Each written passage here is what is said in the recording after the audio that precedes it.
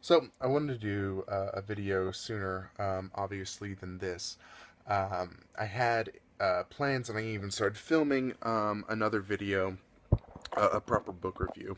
Never ended up finishing it for various reasons, mostly to do with the fact that I wasn't happy with sort of how the filming was going or what I was saying. Today I want to do something slightly different. I want to talk about my favorite books that I read in 2016, not necessarily books that were published in 2016. I don't even think any of the books that I'm going to talk about were published this last year. And so the first book that I'll start out with is Debt by David Graeber. It's called Debt, the First 5,000 Years. David Graeber is an anthropologist and an anarchist, as well as an activist. He is, I believe, the London School of Economics right now, but he has been like at Yale in the past. Obviously, it's called Debt, the First 5,000 Years, so it has, through essentially written human history and, some archaeological human history, it's looking about what role that debt has played. And this book came out right after, right around the 2008 recession, so it became a real big hit, and everyone was interested in the subject of debt because, this is a society then fairly saddled with a lot of debt. First thing that I'll say about it is maybe the most notable thing that it does within the whole book is it dispels the myth of barter. The idea that, I have two chickens, hey, that's a nice extra shirt that you have, I'll give you my two chickens for your shirt or whatever.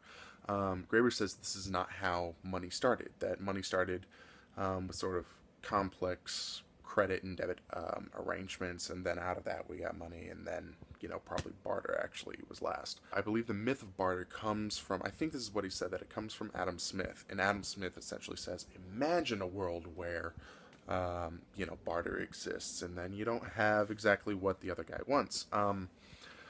Graeber, I think, for the most part, he kind of asserts that gift economies were kind of thing, so that essentially more or less kind of a functional communism where, if you've got something that a neighbor needs, you're like, here, take this, but you'll owe me one.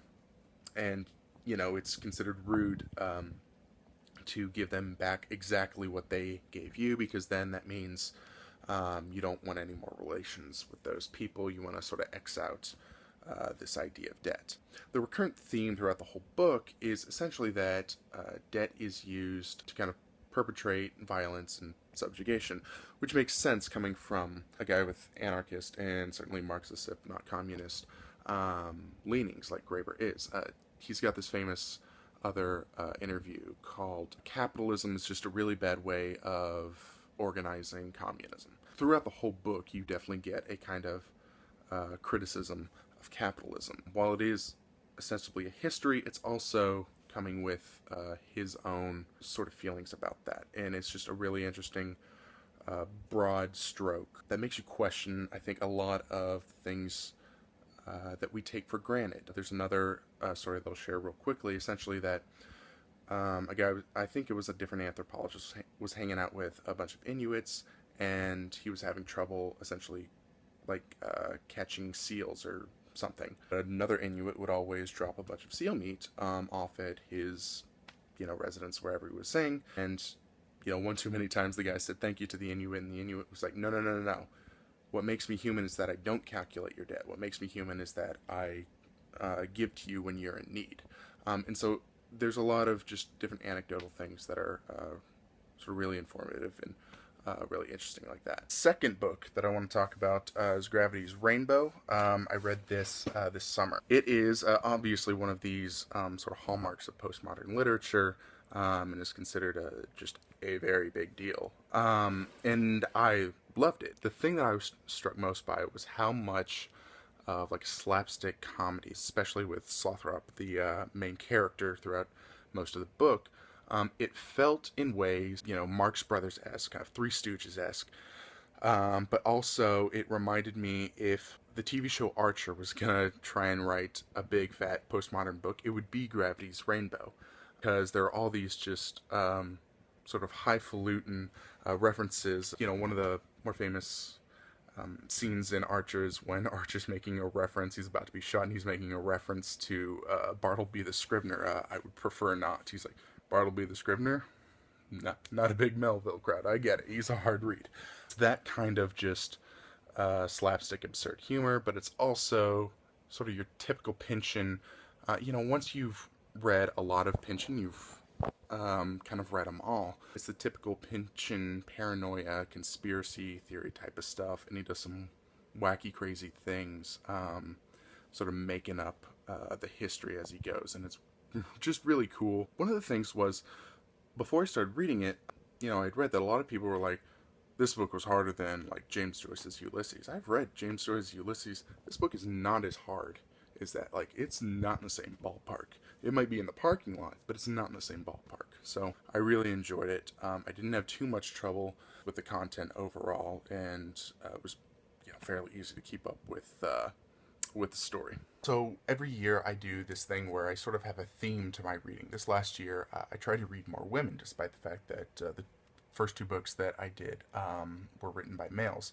Favorite books that I read out of that process was called Geek Love by Katherine Dunn.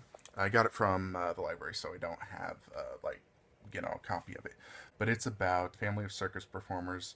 The dad essentially poisons the mom so that she'll have like these literal like mutated freaks for children. And so you've got like a fish boy who's got like fins instead of arms and legs. You've got twins that share a set of legs. You've got a midget albino, and then you've got the youngest is like telepathic kind of kid. And so it's just this sort of rise and fall of this absolutely weird family, and it is so great. And it's both funny, but it's also like hits you right in the heart. The characters do become fully fleshed out, even though, you know, they have these kind of weird fleshes.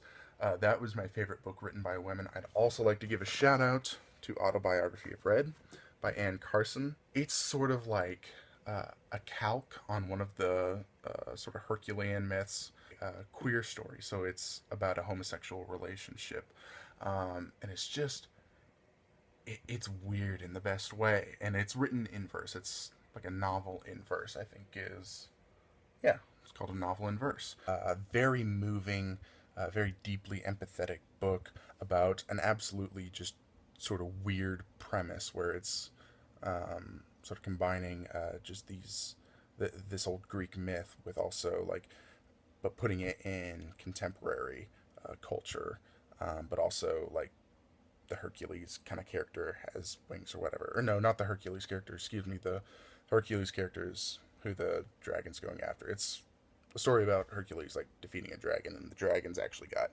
wings in this book. I sound insane trying to talk about it, but it's a fun book, and it's very moving in that way. And lastly, I'll just kind of shout out a couple more books that I really liked. I really liked Alexandra Kleeman's. This is a fairly recent book. Alexandra Kleeman's You Too Can Have a Body Like Mine. Again, super weird book. A lot of the books I read, I think, are sort of this super weird surreality kind of thing.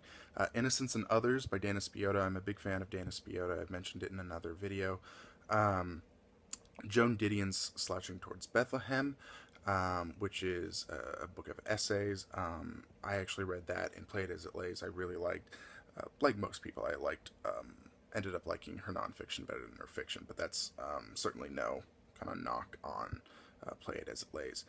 Lastly, I'd probably also shout out Station 11 by Emily St. John Mandel, I think is her name. She's got like 4 names. Listen to the audiobook of that, so I don't know if that changes the reading experience, but it was interesting, a couple different flaws, but ultimately I thought it was really well told, and certainly an interesting premise. You can, if you want, add me on Goodreads. Link will be down below. I don't think I've done reviews on any of these books in particular, but maybe I will at some point. I tend to review a couple of books at least a year. But until then, hopefully I'll come out and have regular content, but I can't promise it. Anyway, talk to you guys later. Thanks for watching. Go have a good day. Treat yourself nice. Treat yourself.